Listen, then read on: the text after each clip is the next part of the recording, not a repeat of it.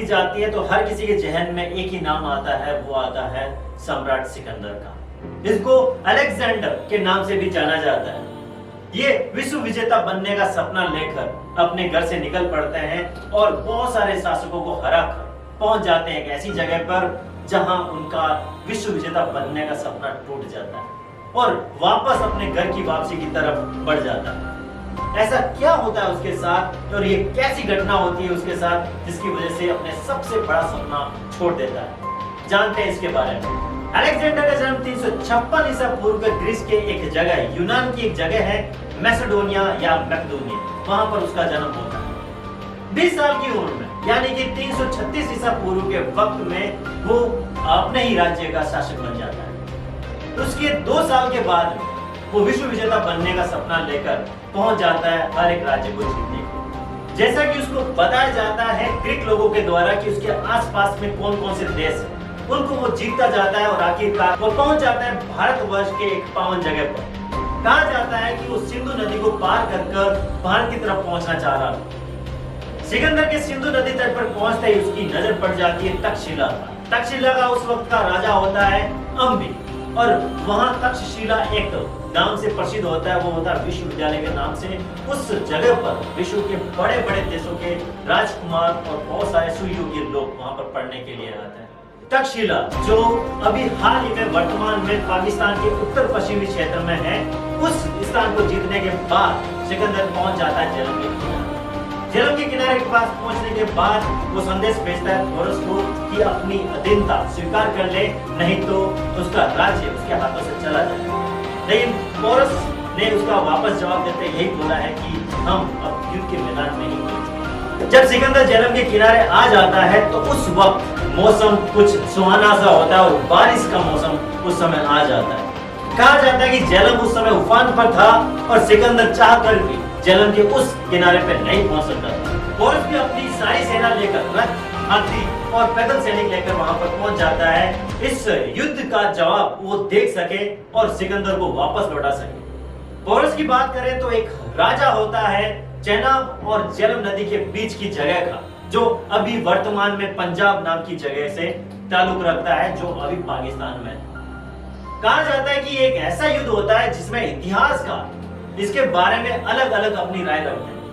यूनान के जो जितने भी इतिहासकार होते हैं उनके द्वारा ये कहा जाता है कि सिकंदर बहुत आसानी से पोरस के पास जाकर उसको हरा देते हैं और इस युद्ध को जीत जाते हैं। लेकिन कुछ ऐसे इतिहासकार हैं जो कहते हैं कि इस युद्ध के ऐसे परिणाम होते हैं जिसकी वजह से सिकंदर वापस लौट जाता है। अगर यदि हम यूनानी इतिहासकारों की बातें माने तो अगर वो इतनी आसानी से और उसको हरा देता तो भारत की तरफ उसके कदम और बढ़ जाते। लेकिन सारे इतिहासकारों का एक ही मत था कि ये युद्ध बहुत भयंकर होता है जिसकी वजह से सिकंदर का सारा सपना टूट जाता है। ये कौन सा युद्ध था और ये कैसे लड़ा गया, तो जब हम लोग ग्रीक साक्ष्य के बारे में बात करें तो कहा जाता है कि सिकंदर पहुंच गया था झेलम के किनारे, तो इसको झेलम का युद्ध कहा जाता है। इसको एक और नाम से जाना जाता है जिसको कहा जाता है हाइडेस्पेस का युद्ध। इस युद्ध की घटनाएं क्या क्या हुई थी उसके बारे में जानते हैं। तो इतिहासकार टॉन के द्वारा कहा जाता है कि पोरस की सेना बहुत छोटी थी लेकिन बहुत असरदार थी। दूसरी तरफ सिकंदर की सेना लगभग पोरस की सेना से 3 से 5 गुना ज्यादा थी। लेकिन सबसे बड़ी बात यह कहा जाता है कि करीबन 130 बड़े बड़े हाथी पोरस की सेना में थे। सिकंदर के सेना में हाथी नहीं थे क्योंकि उसको बहुत लंबी दूरी तक सफर तय करना था और बहुत कम वक्त में। सिकंदर के साथ उसके रथी और पैदल सैनिक बहुत ज्यादा थे। जब वो युद्ध करने के लिए आगे पहुंचे तो झेलम को पार करना सबसे बड़ी चुनौती थी। उस वक्त बारिश का मौसम था और झेलम उफान पर थी।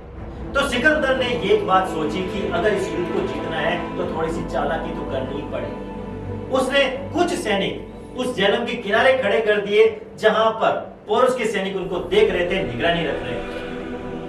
सिकंदर के सैनिक ऐसे बर्ताव कर रहे थे जैसे वो वहां का रास्ता ढूंढ रहे हैं ताकि आसानी से वहां पर पार कर सके। लेकिन सिकंदर बहुत चालाकी से अपने दिमाग का काम लिया और वो पहुंच गया एक ऐसी जगह पर जहां पर पोरस के लोग या पोरस के सैनिक उसको नहीं देख सके। सिकंदर चालाकी से उत्तर की तरफ बढ़ जाता है और वहां पर 17 मील उत्तर की तरफ जाकर अपनी सेना को धीरे धीरे झेलम को पार करवाने लग जाता है। पोरस की सेना का ध्यान ओनली उस जगह पर रहता है जहां पर सिकंदर के कुछ सैनिक उनको ध्यान भटका रहे होते हैं। सिकंदर कुछ ही वक्त में वहां पर अपनी सेना लेकर पोरस की जमीन पर पहुंच जाता है और ये जो सारी घटना होती है वो ग्रीक साक्ष्य में मिलती है और ये जो सारा घटनाक्रम है वो आता है 326 ईसा पूर्व के वक्त। जब वहां पर सिकंदर की सेना पहुंच जाती है तो पोरस की सेना को संभलने का मौका नहीं मिलता, हड़बड़ा जाते हैं और युद्ध की तैयारी फटाफट से कर सिकंदर के सामने खड़े हो जाते हैं। कहा जाता है कि पहला हमला सिकंदर का बहुत बेहतरीन होता है, लेकिन पोरस के पास ऐसे सेनापति और सैनिक और हाथी होते हैं जिसकी वजह से उस हमले को सहन कर जाते हैं। इसी वक्त पोरस ने अपना ध्यान एक जगह केंद्रित करके अपने सैनिकों को संभालने के लिए एक बड़े हाथी पर पहुंच जाता है और अपनी सेना की कमान संभाल लेता है और पलटवार इस तरह से करता है कि सिकंदर के सैनिकों की हालत खस्ता हो जाती है और पसीने छूट जाते हैं। एक बार ऐसा लगता है सिकंदर को कि वो ये युद्ध हार भी सकता है, लेकिन सिकंदर की हट की वजह से उसके सैनिक वहीं डटे रहते हैं और काफी दिनों तक ये युद्ध चलता रहता है। आखिरकार पीछे की तरफ से जो सैनिक बच गए थे वो झेलम को पार कर वहां पर पहुंच जाते हैं और पोरस की सेना दोनों तरफ से फंस जाती है। लेकिन पोरस की युद्ध कौशलता के कारण इन दोनों तरफ के युद्ध को वो संभाल लेता है, दोनों आक्रमणों को बहुत अच्छे तरीके से संभाल लेता है। लेकिन कुछ ही टाइम के बाद में एक ऐसी घटना हो जाती है जिसकी वजह से पोरस की हार हो जाती है। ये ऐसी घटना होती है जब वो हाथी पर बैठकर अपने सैनिकों को निरीक्षण कर रहा होता है और दिशा निर्देश दे रहा होता है। उसी तरह उसके दाएं हाथ पर तीर लग जाने के कारण वो घायल हो जाता है और उसके सैनिकों के द्वारा उसको युद्ध से बाहर पहुंचा दिया जाता है और धीरे धीरे पोरस की सेना हार जाती है। सिकंदर एक बात नोटिस कर रहा था कि अगर इस युद्ध में अगर पोरस घायल नहीं होता तो इस युद्ध का परिणाम कुछ और होता। लेकिन कुछ यूनानी इतिहासकारों के द्वारा ये कहा जाता है कि सिकंदर इस युद्ध को बहुत आसानी से जीत जाता है और पोरस की सेना को पूरा नास्तनाबूद कर देता है। लेकिन ऐसा नहीं है। कुछ इतिहासकारों के पन्नों पर आज भी यही लिखा होता है कि इस युद्ध इतना भयंकर होता है जिसके कारण सिकंदर के सैनिकों में ये खौफ आ जाता है कि अगर पोरस एक छोटा सा राज्य को इस तरह से संभाल सकता है तो मानिए कि भारत में इतने बहुत बड़े बड़े शासक होंगे, वो किस तरह से युद्ध किया करेंगे। इसकी वजह से उनके सैनिक हताश हो जाते हैं और सोच लेते हैं कि अब हम लोग वापस अपने राज्य की तरफ बढ़ जाएंगे, अब हम लोग आगे नहीं बढ़ पाएंगे। इसी बीच डॉक्टर एंड प्रोफेसर ठाकरन का कहना होता है कि इस युद्ध को देखते हुए, इस युद्ध की कुशलता को देखते हुए सिकंदर के सैनिक और उनके सेनापति इस तरह से घबरा जाते हैं, वो आगे का युद्ध करना ही नहीं चाहते थे, न ही वो चेनाब नदी को पार कर भारत की तरफ बढ़ना चाह रहे थे। लेकिन सिकंदर अपने मन में अभी भी एक ही विचार लेकर बैठा था, उसको विश्व विजेता बनना है। जब सिकंदर पोरस से मिलता है, उसको युद्ध बंदी बनाकर, तब पोरस से एक चीज पूछता है जिसकी वजह से सिकंदर का सपना वहीं छूट जाता है और वापस अपने राज्य की तरफ बढ़ जाता है। क्या वो लाइनें थी जो पोरस के द्वारा कही जाती है सिकंदर को, जिसकी वजह से अपने सारा सपना छोड़कर वो वापस अपने देश की तरफ बढ़ जाता है। कहा जाता है जब पोरस घायल हो जाता है तो उसके सेनापति उसको बाहर लेके चले जाते हैं, लेकिन फिर भी सिकंदर के सैनिक उसके पास पहुंच जाते हैं और पोरस को सिकंदर के कदमों की तरफ फेंक देते हैं।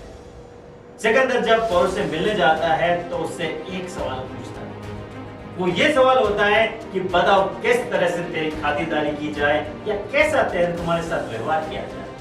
पोरस के एक लाइन कहने के बाद सिकंदर को ये पता हो जाता है कि भारतवर्ष के जो शासक होते हैं वो किस मिट्टी के बने होते हैं, उनकी सोच किस तरह की होती है। अगर एक ऐसा राज्य, छोटा सा राज्य उसके सामने इस तरह से युद्ध कर सकता है तो माने पूरे भारतवर्ष का युद्ध किस तरह का होता है।